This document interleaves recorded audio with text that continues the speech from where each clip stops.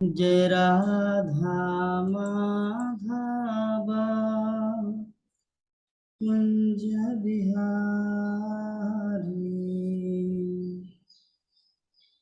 गोपी जन वल्लभ गिरिवरधारी यशोदानंदन ब्रज जनरंजन जमुना तीरावनचारी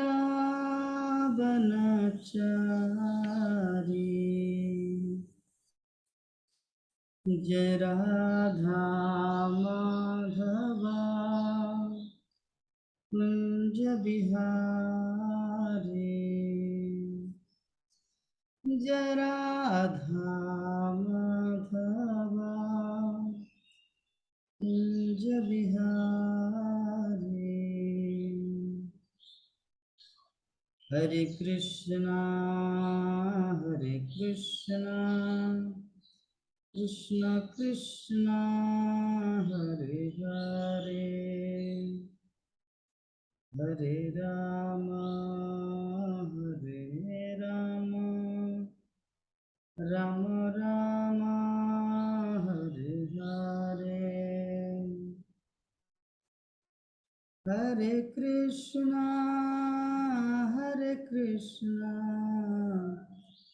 कृष्ण कृष्ण हरे हरे हरे राम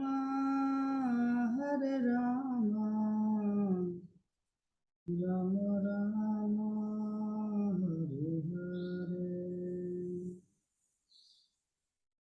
जय राधा माधव राधारमण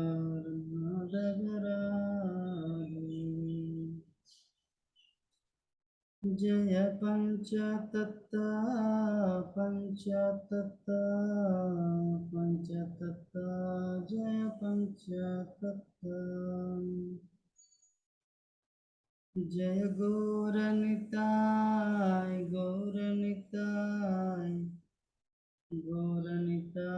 जय गौरनिताय जय जय प्रभुपाद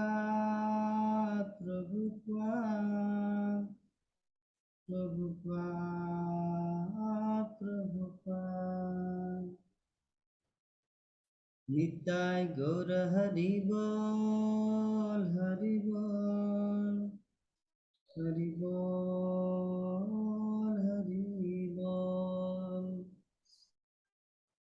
जय हरिनाम संकीर्तन की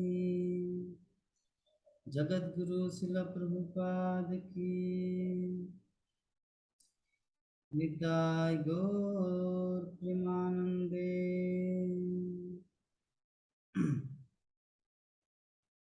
ओम अज्ञानतिमिरन्धस्य ज्ञानाञ्जनशलाकया चक्षुरुन्मिलितं येन तस्मै श्रीगुरुवे नमः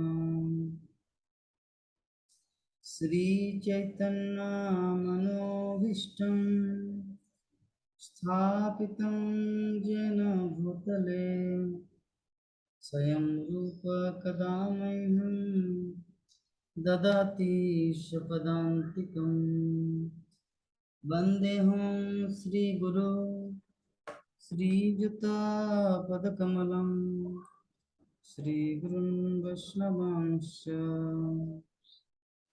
श्रीरूपं साग्रजातं सहगना रघुनाथं तं सजीवं साद्वैतं सावधूतं परिजनसहितं कृष्णचैतन्यदेवं श्रीराधा कृष्णपादान् सहगना ललिता श्रीविशाखान्वितांश्च नमो विष्णुपादाय कृष्णपृष्ठाय भूतले श्रीमते भक्तिवेदांत स्वामी नामिने नमस्ते सरस्वती देवे गौरवाणी प्रचारिणे निर्विशेष शून्यवादी पश्चात विसतारिणे। हे हरे कृष्ण कृष्ण। करुणा सिंधु दीनबंधु जगतपते गोपीश गोपिका कांत राधा कांत नमस्तुते। तप्त कांचन गौरांगी राधावती हरे कृष्ण प्रभु जी। हरे कृष्ण हरे कृष्ण। नमामि हरिप्रिये वाञ्छाकल्पतरुभ्यश्च कृपा सिन्धुभ्येव च पतितानां पावनेभ्यो हरे कृष्ण वैष्णवेभ्यो प्रभु जी। जय श्री कृष्ण चैतन्य प्रभु नित्यानंद श्री अद्वैत गदाधर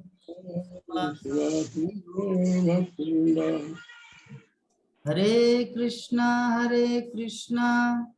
कृष्णा कृष्णा हरे हरे हरे हरे राम हरे हरे राम राम राम राम ओम नमो भगवते वासुदेवाय।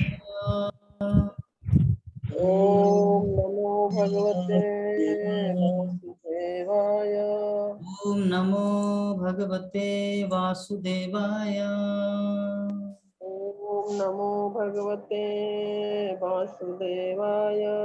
ओम नमो भगवते वासुदेवाय। ओम भगवते वासुदेवाय। नारायणं नमस्कृत्य नारायण नमस्कृत्य नरं चैव नरोत्तमं नरं चैव नरोत्तमं देवीं सरस्वतीं व्यासं देवीं सरस्वतीं व्यासं ततो जयमुदीरये। ततो जयमुदीरये। नष्टप्रायेषु अभद्रेषु प्रायेषु भद्रेषु नित्यं भागवत सेवया नित्यं भागवतं सेवया भगवती उत्तम श्लोके भगवती श्लोके भक्तिर्भवति नष्टिके। भक्तिर्भवति भक्तिकी। भागवतम प्रथम स्कंद 14 नंबर अध्याय श्लोक संख्या 5। निमित्तान्यतिरिष्टानि निमित्तन्यायति त्रिष्ठानि काले तनुगते निनाम काले तत्त्वनुगते शोभा धर्म प्रकृतिम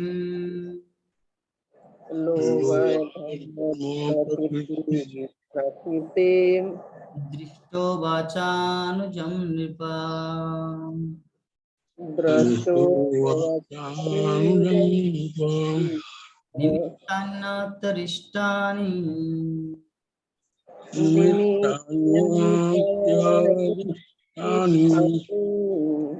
काले तनुगते निनाम काले तत्त्वनुगते शोभा धर्म प्रकृतिम धर्मानुप्रकृते तो वाचानुजं नृपा। द्रष्टो चानुजम्। पढ़िए। हरे कृष्णा प्रभु जी, दंडवत प्रणाम। प्रणाम।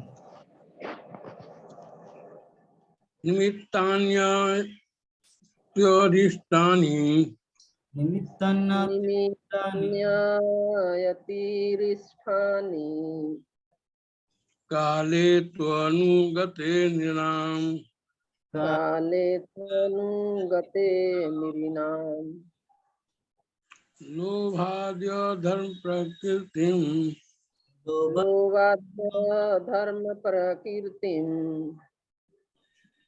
दृष्टो वाचानुजं नृपः दृष्टो वाचानुजं वाचानुजम निरपः। हरे कृष्ण।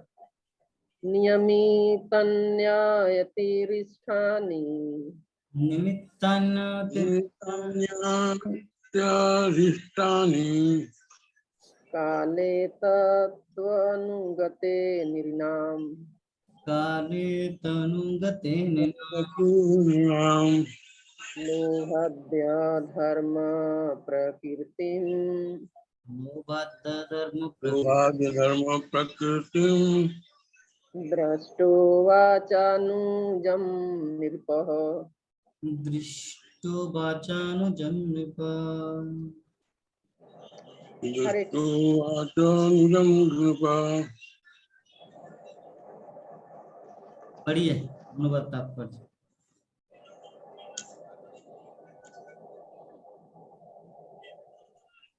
पढ़िए हम मत पढ़े पढ़ रहे पढ़ें? हैं।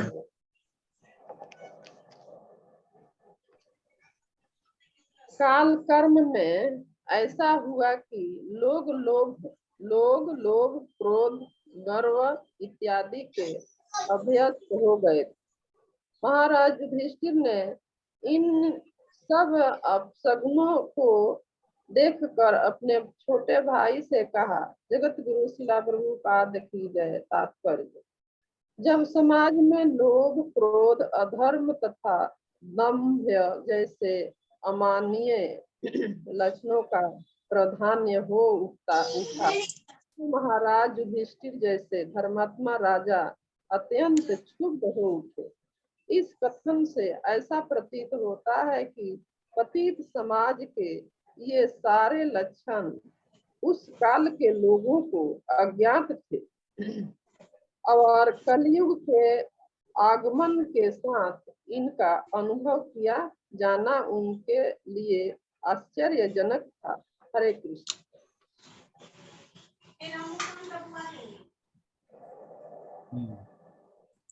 तो हम लोग आज का जो ये श्लोक है इसके ऊपर चर्चा करेंगे। उससे पहले कल के क्लास में क्या डिस्कस हुआ था उसके ऊपर थोड़ा दृष्टिपात करेंगे। तो कल हमारे प्राण मोहन प्रभु जी आए थे क्लास में? नहीं प्रभु जी, आज आए? आ जाए। अच्छा, तो हमारे विभा माता जी के घर में माता जी का नाम क्या है? भूल गया। हाँ, क्या नाम है माता? अच्छा ठीक है, तो चलिए सबसे पहले हम लोग नंदा किशोरी माता जी से थोड़ा सुन लेते हैं कि पिछले दिन की क्लास में हम लोग क्या डिस्कस किए थे। हरे कृष्ण। हरे कृष्णा प्रभु जी। सभी भक्त लोग को दंडवत। प्रभु जी आप चौथा अध्याय चौथा श्लोक यानी 14 अध्याय के चौथा श्लोक में आपने बताए थे कि कृष्ण से बढ़कर कुछ भी नहीं है। जैसे कि युधिष्ठिर महाराज कह रहे हैं कि सारे सामान्य लेन देन और सारे समान लेन देन सभी लेन देन में सभी मित्रों के बीच के संबंध के कपट के कारण दूषित हो गए थे और अपना परिवार में पिता माता तथा पुत्रों के बीच सगे संबंधियों के बीच भाई भाई के बीच सब कुछ गलतफहमी होती थी। पति तथा पत्नी के बीच हमेशा तनाव झगड़ा होते रहता था। इससे पता चलता था कि मतलब अब इस संसार में श्री कृष्ण भगवान अब इस संसार में नहीं रहे। तो प्रभु जी और भी आप बताए थे बद्ध जीव में चार मतलब बद्ध जीव में चार दुर्गुण होते हैं पाए जाते हैं। पहला त्रुटियां करना, दूसरा मूर्खता, तीसरा असमर्थता और चौथा वांचकता यानी ठगी। तो प्रभु जी त्रुटियां, मतलब पहला त्रुटियां करना हो गया कि हर कोई नहीं चाहते हुए भी गलती कर बैठता है, मतलब ये त्रुटियां हुआ, गलती मतलब गलती कर बैठता है। और दूसरा में आप बताए थे मूर्खता, ये भी गलती ही हुआ। जैसे कि चाहते हुए भी आदमी, जैसे कि गया कहीं एयरपोर्ट के आप उदाहरण दिए थे कि एयरपोर्ट पे गया, उस सिगरेट पिया, उसको पता ही नहीं कि ये पी करके कहाँ फेंका जाता है, कहाँ नहीं फेंका जाता है। गलत जगह फेंक देगा तो उसको ये पुलिस आके पकड़ के ले जाएगी। और प्रभु जी ये असमर्थता के विषय में भी बताए थे कि वो भी उसका भी आप उदाहरण दिए थे कि ये भी मतलब हम लोग के पास इतना ज्ञान बुद्धि नहीं है कि हम लोग कोई ऐसा मतलब कोई चीज है, नदी नाला पहाड़ की हम लोग उछल मतलब करके या उछल के उसको पार कर सकते हैं। और ये बताए थे, और एक और बताए थे वांचकता यानी ठगी के विषय में। तो प्रभु जी ठगी तो ठगना तो सब कोई मतलब आजकल के लोग जो है सो ठगते रहता है। जैसे कि कोई आदमी अनजाने आया कि कोई सब्जी खरीदने या कुछ भी, तो वह आदमी जानता है कि ये अनजान है, तो उससे जहाँ 30 या 40 के सामान वहाँ उस आदमी से 50 ले लिया जाता है। और मतलब ज्यादा से ज्यादा उससे पैसा ले लिया जाता है। या सबको मतलब अपना में भी लोग ठगते रहता है। तो ये ठगता हुआ सब, ये सब समझ करके युधिष्ठिर महाराज मतलब समझे कि इतना जब संसार में ऐसा ऐसा हो रहा है, तो इसका मतलब है कि भगवान श्री कृष्ण यहाँ से मतलब ये चले गए हैं। उनके रहने से तो ऐसा कभी नहीं होता था और नहीं है। तो इस तरह से सबको मतलब सब कुछ उल्टा पुल्टा हो रहा है, सबके अंदर गलत फहमी के चलते सब एक दूसरे से लड़ रहे हैं, झगड़ रहे हैं, बात तो समझते नहीं है, लेकिन थोड़ा समझ लेते हैं, उसी पर दूसरे पर अपना भड़ास निकालने लगते हैं, झगड़ा करने लगते हैं। तो प्रभु जी और तो ये से पता चलता है कि इस संसार में श्री कृष्ण भगवान नहीं रहे और ये कलयुग के मतलब पूरा धाक हो गया है। ये सब युधिष्ठिर महाराज अपने अंदर में उस सबसे अपशगुन कर रहे हैं, माने अपशगुन देख रहे हैं कि इस तरह का हो रहा है। ये कुछ ना कुछ मतलब अब ये संसार में बहुत कुछ उल्टा पुल्टा चल रहा है। और हरे कृष्णा प्रभु जी, और तो आगे नहीं याद आ रहा है।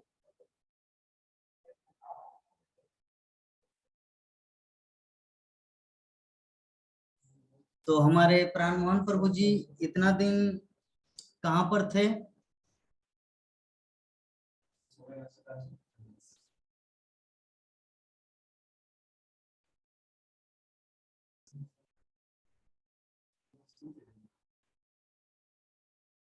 प्राण मोहन प्रभु जी कहाँ पर थे इतना दिन? बिहार में प्रभु जी। क्या कर रहे थे बिहार में? कुछ काम करा रहे हैं प्रभु जी। अच्छा,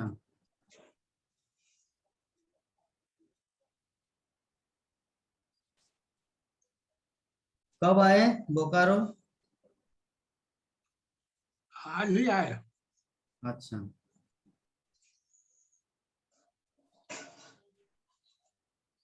तो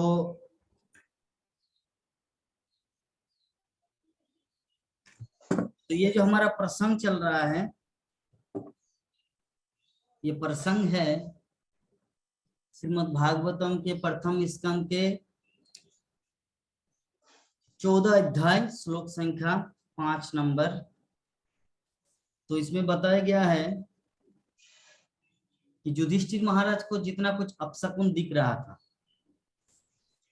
कि निमित्तानारिष्टानि काले तनुगतिम निर्नाम लोभात धर्म प्रकृतिम दृष्टो बाना वाचा नुजम नृप, अर्थात कालक्रम में ऐसा हुआ कि लोग लोभ क्रोध गर्व इत्यादि के अभ्यस्त हो गए। महाराज युधिष्ठिर ने इन सब अपशकुनों को देखकर अपने छोटे भाई से कहा, भीमसेन से कहा, भीमसेन से कहेंगे। एक्चुअली युधिष्ठिर महाराज ने अर्जुन को भेजा था, कहां पर? द्वारका। तो द्वारका भेजने के बाद 3 महीना बीत गया, लेकिन कुछ भी समाचार मिला नहीं। कि न कृष्ण का समाचार मिला वो है कि नहीं, न अर्जुन जो गए हैं समाचार लाने के लिए उसका भी समाचार नहीं। एक एग्जांपल मान लीजिए, आप अपनी दीक्षा को, अपनी छोटी नातनी को सिटी सेंटर भेजे है कुछ खरीदने के लिए, तो सुबह 9 बजे भेजे, 12 बज गया अभी तक आया नहीं। अभी आप किसको भेजेंगे? भूमि को। भूमि चले गए दीक्षा की खोज में, 3 बज गया अभी भूमि का भी नहीं आए। तो आपका चिंता होगा कि नहीं? तब आप विवाह माता जी को बोलेंगे, है ना, कि मैं तो अपनी नातनी को भेजा, वो तो आई नहीं। फिर आपकी बेटी को भेजा, लेकिन उनका भी कुछ आता पता नहीं, क्या हो रहा है बाबा। तो युधिष्ठिर महाराज का वही हाल कि कृष्ण क्या कर रहे क्या नहीं कर रहे, इस चीज को जानने के लिए उन्होंने अर्जुन को भेजा। तो कृष्ण का खबर तो दूर की बात है, अर्जुन का ही खबर नहीं है। 3 महीना बीत गया, आए ही नहीं अभी तक। ठीक है, तो इसीलिए अभी युधिष्ठिर महाराज अभी भीम को बोलेंगे। तो श्रील प्रभुपाद तात्पर्य में लिख रहे हैं, जब समाज में लोभ क्रोध अधर्म तथा दंभ जैसे अमानवीय लक्षणों का प्राधान्य हो उठा, तो महाराज युधिष्ठिर जैसे धर्मात्मा राजा अत्यंत क्षुब्ध हो उठा। इस कथन से ऐसा प्रतीत होता है कि पतित समाज के सारे लक्षण उस काल के लोगों को अज्ञात थे, और कलियुग के आगमन के साथ इनका अनुभव किया जाना उनके लिए आश्चर्यजनक था। क्या बोलना चाह रहे? बोलने का भाव क्या है कि उस समय ये चोरी क्या होता है, दंभ क्या होता है, लोभ क्या होता है, ऐसा कुछ जन सामान्य में। इस समय तो एक दुर्योधन लोभी था, वो अलग मैटर है। एक दुर्योधन द्वापर युग में, एक दुर्योधन ये था, एक कंस था। आपका त्रेता युग में एक रावण था। लेकिन वर्तमान में हर कोई, जन सामान्य में भी वही लोभ, ये सब कदाचार। तो इसीलिए युधिष्ठिर महाराज को आश्चर्य हुआ कि यार सभी अगर चोर बन जाएंगे तो क्या होगा हाल जगत का। तो श्रील प्रभुपाद वही चीज हम सबको समझाना चाह रहे कि उस समय के लिए आश्चर्यजनक था, जबकि अब के लिए कोई आश्चर्यजनक नहीं है।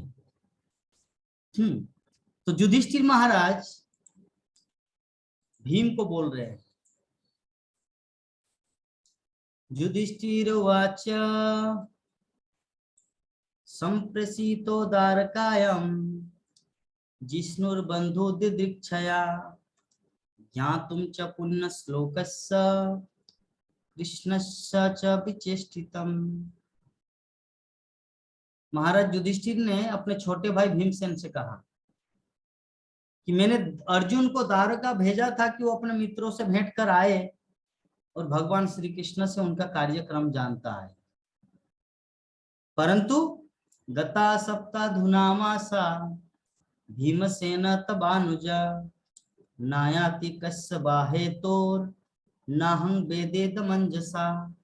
कि जब से वो गया है अर्जुन, तब से 7 मास बीत चुके हैं, फिर भी वो लौटा नहीं। मुझे ठीक से पता नहीं है कि वहां क्या हो रहा है। अपि देवर्षिनादिष्ट सकालोऽयमुपस्थिता यदात्मन्गमाक्रीड्यं भगवानुतिसृक्षति। क्या वो अपने मर्तलोक की लीलाओं को छोड़ने जा रहे हैं, जैसा देवर्षि नारद ने इंगित किया था? क्या वो समय आ भी चुका है? तो तात्पर्य में श्रील प्रभुपाद बता रहे हैं कि जैसा हम कई बार बतला चुके कि पूर्ण पुरुषोत्तम भगवान श्री कृष्ण के कई पूर्ण अंश हैं, और इनमें से यद्यपि सभी समान रूप से शक्तिमान हैं, किंतु वे भिन्न भिन्न कार्य करते हैं। भगवत गीता में भगवान के कई तरह के कथन हैं, और इनमें से प्रत्येक कथन विभिन्न अंशों या अंशांशों के लिए है। तो उदाहरणार्थ भगवत गीता में भगवान श्री कृष्ण कहते हैं कि हे भारत, जब जब भी और जहां जहां भी धर्म का पतन तथा अधर्म का प्राधान्य होने लगता है, तब तब मैं अवतरित होता हूँ। तो भक्तजनों का उद्धार करने, दुष्टों का विनाश करने तथा धर्म के सिद्धांतों की फिर से स्थापना करने के लिए मैं हर युग में प्रकट होता हूँ। यदि मैं कर्म न करूं तो सारे लोग कुपथगामी हो जाएं, तब मैं अवांछित जन समुदाय वर्ण संकर को उत्पन्न करने का कारण बनूंगा, और इस तरह संपूर्ण प्राणियों की शांति का विनाश करता बनूंगा। महापुरुष जो जो आचरण करता, सामान्य लोग उसी का अनुसरण करते हैं। वो अपने अनुसरणीय कार्यों से जो भी आदर्श प्रस्तुत करता, संपूर्ण विश्व उसी का अनुगमन करता है। तो उपयुक्त सारे कथन भगवान के विभिन्न अंशों पर लागू होता है, यथा संकर्षण, वासुदेव, प्रद्युम्न, अनिरुद्ध तथा नारायण। इन सब दिव्य अंशों में वह स्वयं ही है। फिर भी श्री कृष्ण के रूप में भगवान अपने विभिन्न कोटि के भक्तों से विभिन्न प्रकार की दिव्यानुभूति का आदान प्रदान करते हैं।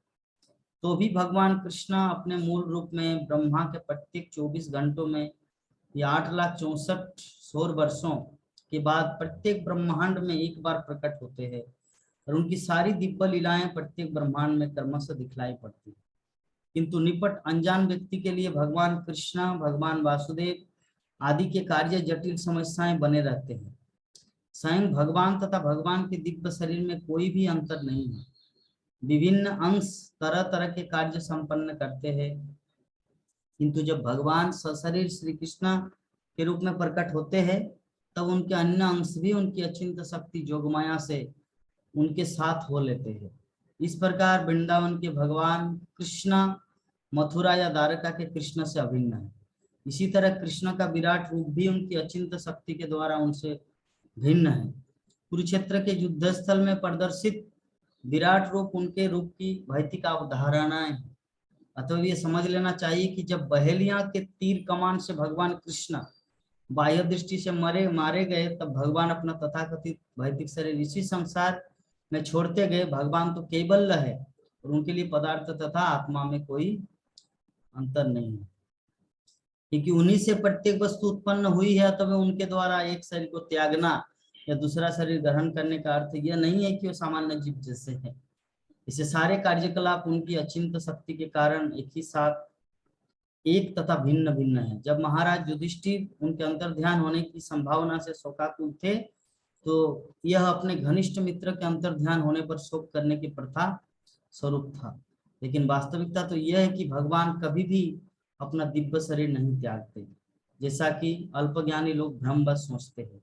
भगवत गीता में स्वयं भगवान ने इसे अल्पज्ञों की भर्त्सना की है और उन्हें मूढ़ कहा गया है। भगवान के शरीर त्याग का अर्थ यह हुआ कि उन्होंने पुनः अपने अंशों को अपने अपने दिव्य धामों में छोड़ दिया, जिस तरह संसार में उन्होंने अपना विराट रूप छोड़ा था। तो ये बहुत ही लंबा तात्पर्य था। तो यहाँ पर हम लोग जो समझे वो ये है कि युधिष्ठिर महाराज अभी भीम को क्या बोलने जा रहे हैं।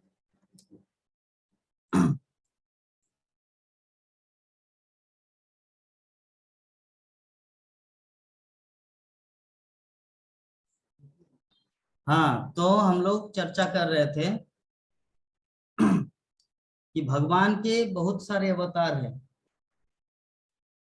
ठीक है, और भगवान का जो शरीर है दिव्य है। हमारा शरीर भौतिक है। भौतिक शरीर नाशवान होते हैं, यद्यपि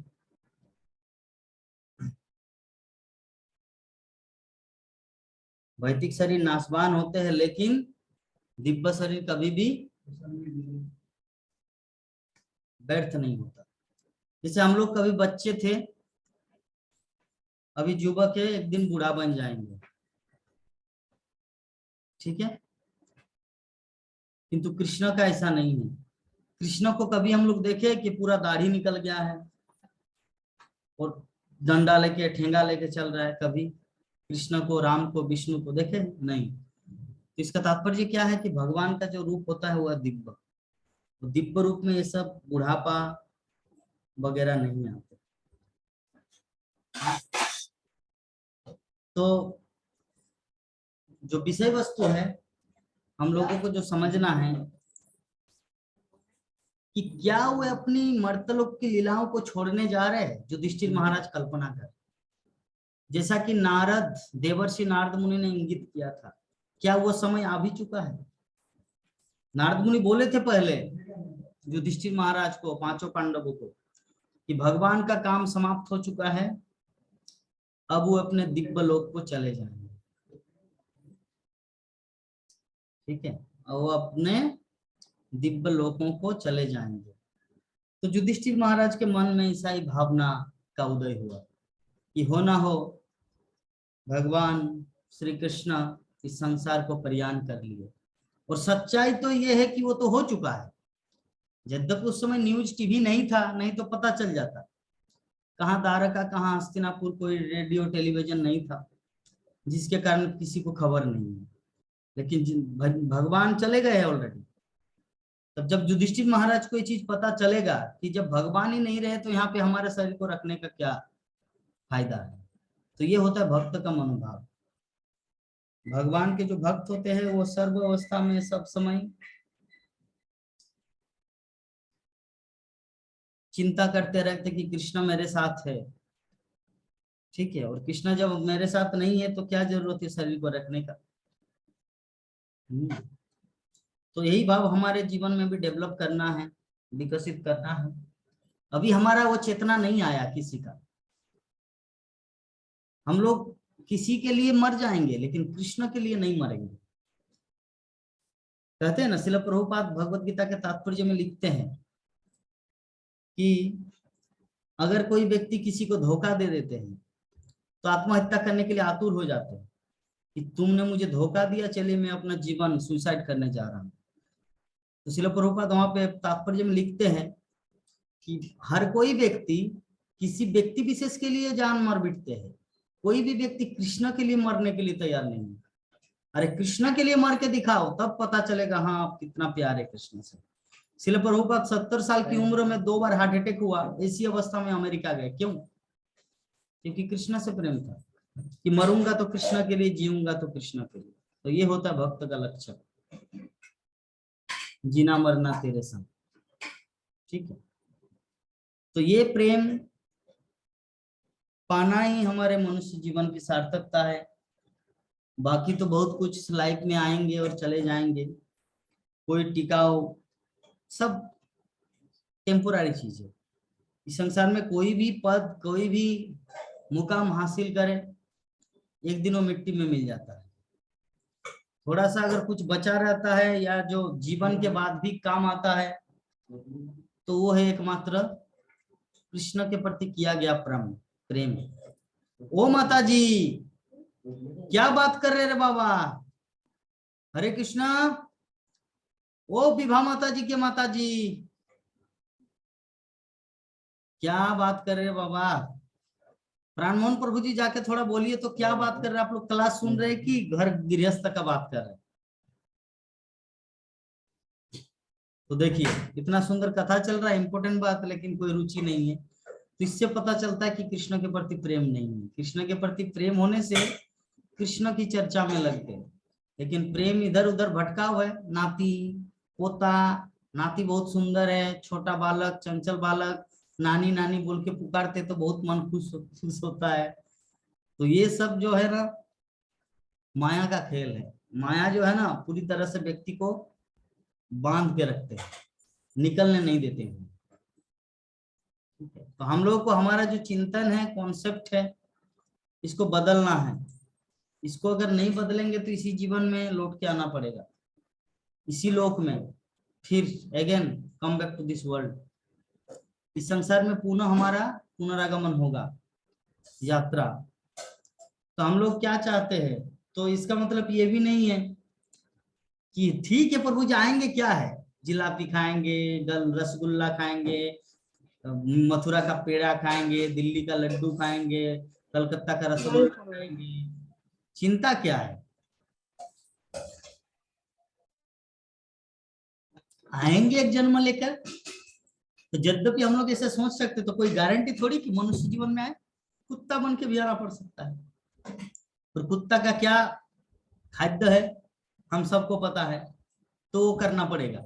इसीलिए बुद्धिमान व्यक्ति इसी जीवन में भगवान को प्राप्त करने के बारे में सचेत रहते हैं। हम लोगों को सदैव इसी चीज में मग्न रहना है, क्योंकि मेटेरियल चीज जो है ना, जितना कुछ कितना भी ट्राई करे, गधा की तरह परिश्रम करके मर जाए, फिर भी होने वाला नहीं है अगर आपकी किस्मत में नहीं है। लेकिन आध्यात्मिक चीज जितना करेंगे सब अपने हाथ में। हरे कृष्ण कृष्ण कृष्ण हरे हरे, हरे राम राम राम हरे हरे, जितना जप करेंगे वो आपका कल्याण है, वो आप अर्जन कर रहे हैं। भगवत गीता भागवतम पढ़ रहे, वो आप अर्जन कर रहे हैं। किंतु ये जो भौतिक चीज है, चलो अभी वो बिजनेस करने जाए, वहां पे थोड़ा सा ये करे तो कुछ फायदा होगा, ये बैगन लगाए, मिर्चा लगाऊं तो चासबास होगा, तो थोड़ा मार्केट में जाके, ये कितना भी कुछ चीज है ना, भौतिकता में कोई गारंटी नहीं है। मेटेरियल चीज में कोई गारंटी नहीं है कि ये मिलेगा। लेकिन आध्यात्मिक चीज, भगवत संबंधित, कृष्ण के लिए किया गया कोई भी चीज आपको प्राप्त होगा,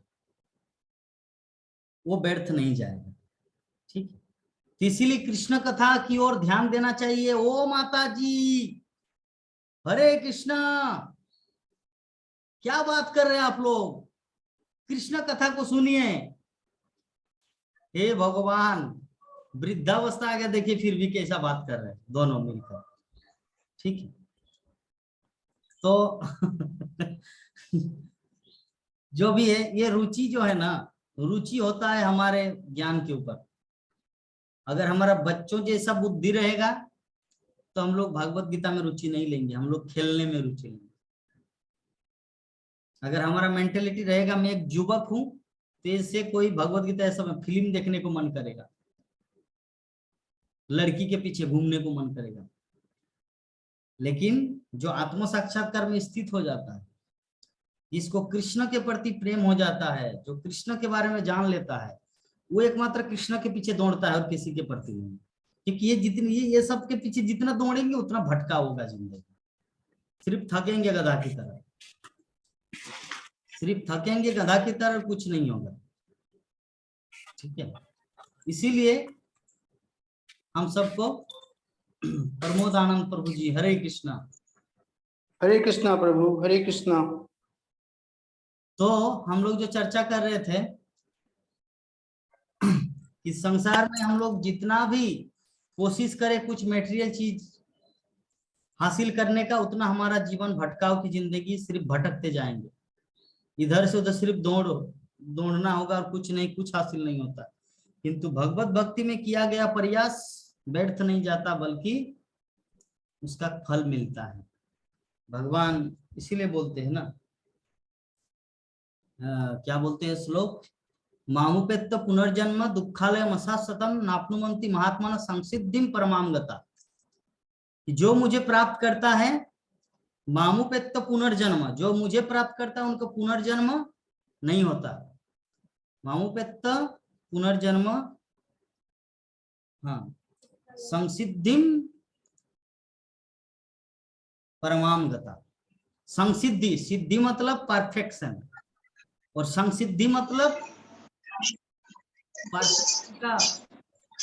प्योर परफेक्शन, अर्थात 100% परफेक्शन, वो हम लोग को मिलता है। संसिद्धि परमाम गता, परमाम मतलब इस संसार में सबसे एब्सोल्यूट जगह कौन सा है? भगवान के धाम। भगवत धाम, और गता मतलब जाना। तो भगवत धाम की प्राप्ति संभव होगा जब हम लोग मामुपेत्य पुनर्जन्म दुखालय मशाश्वतम अर्थात भगवान कृष्ण की शरण ग्रहण करेंगे तो। और देखिए, कृष्ण की शरण ग्रहण करने से कृष्ण कभी अपने भक्तों को दुखी नहीं देख सकता। लेकिन अभी अगर आप मन ही मन सोचेंगे प्रभु जी कब से भक्ति कर रहे हैं हम, फिर भी तो मन में बहुत सारी इच्छाएं हैं, पूरा नहीं हो रहा, पूरा होगा। भगवान कृष्ण के पास समय का थोड़ी अभाव है। हो सकता है आपको 60 वर्ष का जीवन मिला, हो सकता है इस जीवन में नहीं पूरा हुआ, तो आपको क्या लगता है कृष्ण भिखारी है? कृष्ण के पास नहीं है संपत्ति।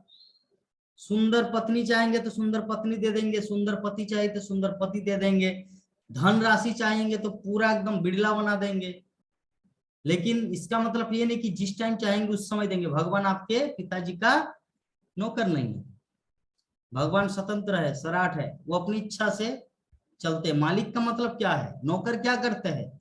मालिक को रिक्वेस्ट करते हैं कि मैं आपके यहाँ पे काम कर रहा हूँ लेकिन 3 दिन में छुट्टी चाहता हूँ, तो कृपा करके आप मुझे वो छुट्टी प्रदान करें। तो मालिक चाहे तो दे सकते, नहीं तो नहीं दे सकते।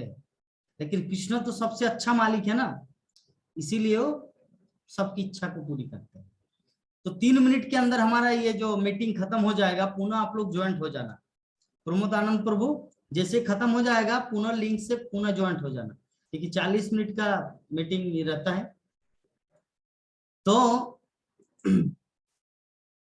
युधिष्ठिर महाराज ये चीज समझ गए कि भगवान श्री कृष्ण इस संसार में अब नहीं रहे, वो भगवान मतलब अर्थात भगवत धाम को चले गए हम सबको छोड़कर। तो हम लोग को पता है कि भगवान श्री कृष्ण का इस संसार में आने का प्रयोजन क्या क्या है। पहला प्रयोजन है धर्म की स्थापना करना, दुष्टों के विनाश करने के लिए। अधर्म जो अभी वर्तमान में ज्यादातर अधर्म चल रहा है संसार में ज्यादातर अधर्म चल रहा है। हम लोग इस्कॉन की दुनिया में इसीलिए सोचते हैं कि इस्कॉन तो पूरे विश्व को कैप्चर कर लिया, लेकिन सबको थोड़ी कैप्चर किया। सब जगह को कैप्चर किया, लेकिन सबको कैप्चर, सब जगह को करना और सबको कैप्चर करना दोनों में अंतर है। मेरे गुरु महाराज श्रीमद भक्ति चारू स्वामी गुरु महाराज को किसी ने प्रश्न किया था कि गुरु महाराज क्या ये जो महाप्रभु की जो वाणी है, पृथ्वी ते अच्छे जो तो नगरादि ग्राम सर्वत्र प्रचार होइबे मोर नाम, पृथ्वी के नगर ग्राम सारे नगर सारे ग्राम में क्या चैतन्य महाप्रभु की वाणी पूरे जगत में फैल जाएगा? तो गुरु महाराज बोले कि यस, लेकिन सब जगह फैलेगा, सभी ग्रहण करेगा, इसका कोई गारंटी नहीं। महाप्रभु ये नहीं बोले कि सर्वत्र बोले, सर्वत्र मतलब सब जगह, सब लोगों को ये शब्द यूज नहीं किया।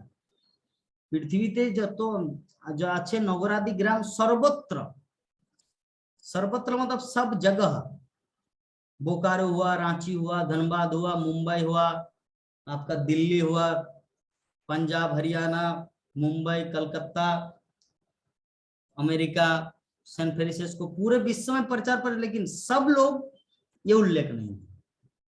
तो सर्वत्र और सब लोग में अंतर है, सर्वजन और सर्वत्र।